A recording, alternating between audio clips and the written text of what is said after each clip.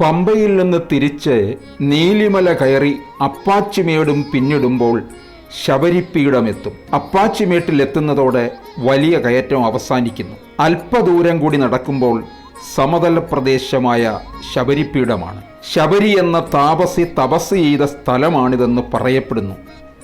ഈ ശബരി രാമായണത്തിലെ ശബരിയാണോ അതോ ശബരിമലയുടെ പ്രാന്തങ്ങളിൽ പാർത്തിരുന്ന വർഗത്തിൽപ്പെട്ട ഭക്തയായിരുന്നോ എന്നത് വിവാദ വിഷയമാണ്. പണ്ടത്തെ ബുദ്ധമത വിദ്യാപീഠങ്ങളിൽ ഒന്നാണെന്ന് വാദിക്കുന്നവരുമുണ്ട്.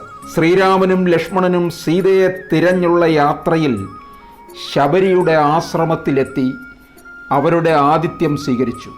ശബരിയുടെ ആശ്രമം ഇരിക്കുന്ന സ്ഥലം ശബരിമല എന്നറിയപ്പെടുമെന്നും ലോകാവസാനം വരെ ശബരിയുടെ കഥ നിലനിൽക്കുമെന്നും രാമൻ അനുഗ്രഹിച്ചു. ശബരിപീഠത്തിൽ പ്രത്യേകം കെട്ടിയിട്ടുള്ള തറയിൽ കന്നിസ്വാമിമാർ തേങ്ങയുടയ്ക്കും. ശബരിപീഠത്തിലെ വെടിവഴിപാടും വിശേഷമാണ്. ശബരിയെപ്പറ്റി പറയുന്ന മറ്റൊരു കഥ ഇപ്രകാരമാണ്.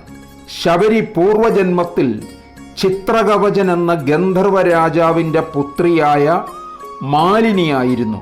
വീതിഹോത്രനാണ് ശബരിയെ വിവാഹം ചെയ്തത്. എന്നാൽ വിവാഹശേഷവും മാലിനിക്ക് കൽമാഷൻ എന്ന കാട്ടാളൻ കാമുകനായി ഉണ്ടായിരുന്നു.